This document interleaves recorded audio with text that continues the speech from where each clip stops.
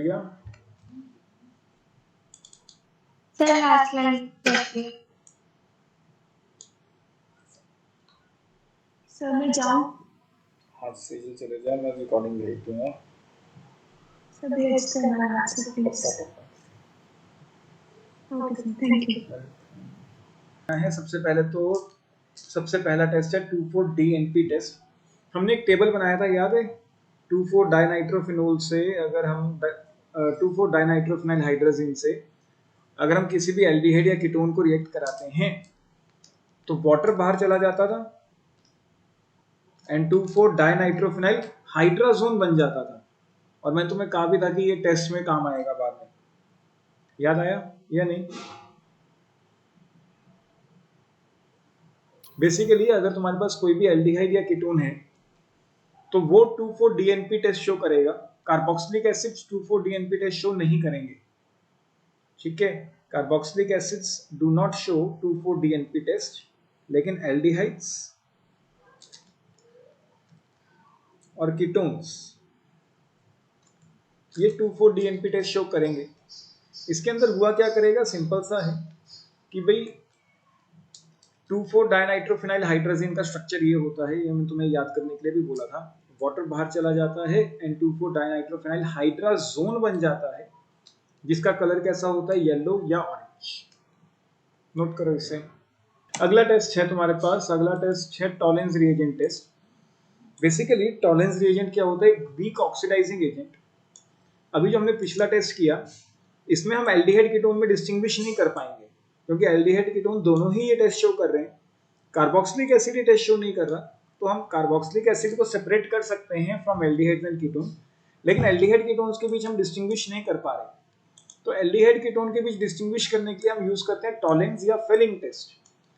Tollens reagent and Fehling reagent दोनों ही weak oxidising agents होते हैं। Tollens reagent and Fehling reagent दोनों ही वीक ऑक्सीडाइजिंग रिएजेंट्स होते हैं एंड दोनों ही एल्डिहाइड्स को ऑक्सीडाइज कर देते हैं to the corresponding carboxylic acid.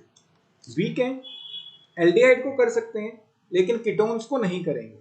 तो पहले टॉलेंस की बात करते हैं। टॉलेंस रिएजेंट क्या होता है, ammoniacal silver nitrate AgNO3 plus NH4OH या फिर AgNH3 twice plus Tollens reagent होता है अमोनिकल सिल्वर नाइट्रेट। ये एक वीक ऑक्सीडाइजिंग एजेंट है, एल्डिहाइड को ऑक्सीडाइज कर देता है to the corresponding carboxylic acid, लेकिन मीडियम अल्कलाइन होता है तो सॉल्ट बनता है। अलॉन्ग विद दिस एक सिल्वर डिपॉजिट हो जाता है, सिल्वर मिलता है यहाँ से, ये टेस्ट ट्यूब की वॉल्स पे डिपॉजिट हो जाता है। ध्यान से सुनो, यहाँ से रिएक्शन में क्या मिलता है, सिल्वर। ये टेस्ट ट्यूब की वॉल्स पे डिपॉजिट हो जाता है और एक सिल्वर मिरर मिलता है बेसिकली अपने। एल्डिहाइड्स के केस में सिल्वर मिरर मिलेगा, कीटोन्स ये रिएक्शन शो नहीं करते हैं तो वहां पे कोई भी सिल्वर मिरर नहीं मिलेगा। When aldehydes are treated with the Tollens reagent क्या है, ammoniacal silver nitrate solution, they form a silver mirror on the inner sides of test tube. Ketones do not respond to this test. कोई दिक्कत clear या नहीं? यहाँ पे लिखना है तुम्हें, पहले टॉलेंस रिएजेंट लिखो, यहाँ तक लिखो पूरी रिएक्शन तक, फिर मैं एक लाइन लिखवाता हूँ वो लिखते हैं। लिखो फटाफट, जब लिख लोगे बताना, फिर मैं लाइन लिखवा देता हूँ, फिर आगे कर। सिर्फ टॉलेंस लिखना भी, टॉलेंस की रिएक्शन, फिर एक लाइन लिखनी है हमने, वो लिखते हैं कि एल्डिहाइड्स ये रिएक्शन शो कर रहे हैं एंड कीटोन्स क्यों नहीं कर रहे। तो इसके नीचे एक लाइन लिखो, this is so because Tollens reagent is a weak oxidising agent. Tollens reagent is a weak oxidising agent and oxidize aldehydes. This is so because Tollens reagent is a weak oxidizing agent and oxidize aldehydes to the corresponding carboxylic acids. Aldehydes को तो ये oxidise कर देता है carboxylic acids में, but it is unable to oxidize ketones. But it is unable to repeat करना। It is so because Tollens reagent is a weak oxidizing agent. It is so because Tollens reagent is a weak oxidizing agent and oxidize aldehydes to corresponding carboxylic acids. Tollens reagent is a weak oxidizing agent and oxidize aldehydes to corresponding carboxylic acids. ये aldehydes को तो oxidise कर देता है, but it is unable to oxidize ketones. But it is unable to oxidize ketones. Ketones को oxidise नहीं कर पाता है. क्लियर या नहीं? लिख लिया कशिश? सर उसके बाद क्या था? Oxidise aldehydes to corresponding carboxylic acids.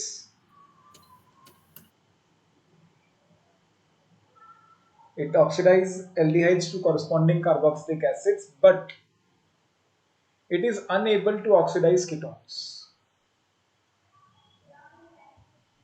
It is unable to oxidize ketones. Same Fehling solution के केस में, फेलिंग सॉल्यूशन क्या होता है? Ammoniacal cuprous chloride. यहाँ पे +2 दिया है, +2 नहीं है, +1 होता है. ठीक, अमोनिकल क्यूप्रस क्लोराइड. या तो हम इसको ऐसे लिख सकते हैं NH4OH + CuCl क्यूप्रस क्लोराइड, या फिर इसको ऐसे लिख सकते हो Cu+1 होता है बेसिकली में, एंड अल्कलाइन सॉल्यूशन होता है. ये भी वीक ऑक्सीडाइजिंग एजेंट है, टॉलेंस से ज्यादा वीक है. एल्डिहाइड को तो कर देगा ऑक्सीडाइज, और ऑक्सीडाइज करके क्या बनाता है? Cu2O, रेड पीपीटी मिलता है, रेडिश ब्राउन पीपीटी. कीटोन्स को ऑक्सीडाइज नहीं कर पाएगा, तो कीटोन्स के केस में रेडिश ब्राउन पीपीटी नहीं मिलेगा. तो अगर तुम फेलिंग सॉल्यूशन डालते हो, रेडिश ब्राउन पीपीटी मिल जाता है, तो वो एल्डिहाइड है. रेडिश ब्राउन पीपीटी नहीं मिलता है, तो वो क्या है? कीटोन. यहाँ पे एक लाइन और लिखना, पहले यहाँ तक लिखो, फिर यहाँ पे एक और लाइन लिखनी है हमें, वो लिखवा देता हूँ. पहले यहाँ तक लिखो, फटाफट लिखो. बेसिकली हमने क्या लिखा कि ये भी रिएक्शन एल्डिहाइड के लिए है. एल्डिहाइड्स तो रेडिश ब्राउन पीपीटी दे देते हैं, लेकिन कीटोन्स नहीं देते. यहाँ पे तुमने एक लाइन क्या लिखनी है? Benzaldehyde is also an aldehyde. Benzaldehyde भी तो एक एल्डिहाइड है. Benzaldehyde is also an aldehyde.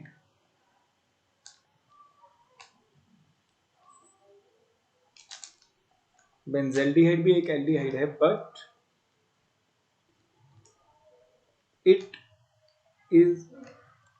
but it does not show Fehling test. ये फेलिंग टेस्ट शो नहीं करता है.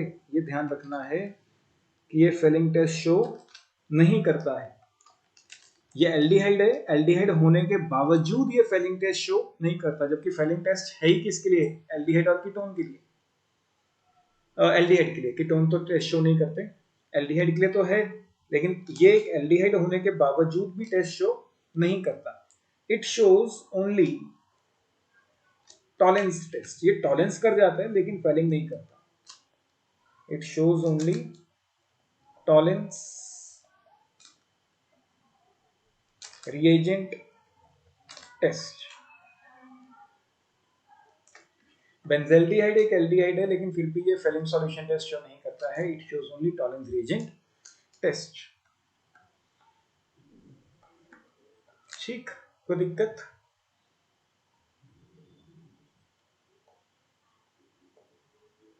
उसके बाद आइडोफॉर्म टेस्ट तो हम बहुत बार कर चुके हैं, ये लिखने की जरूरत नहीं है. आइडोफॉर्म टेस्ट में सच ये लिखने की जरूरत नहीं है.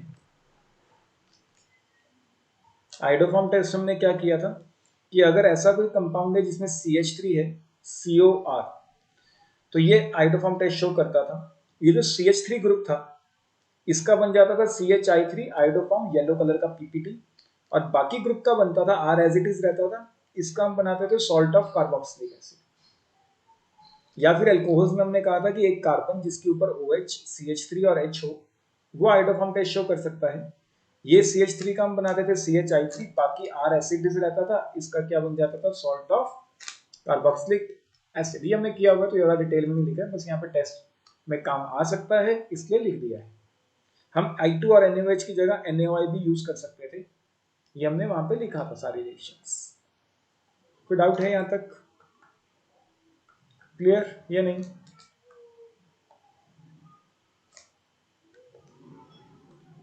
कोई भी डाउट?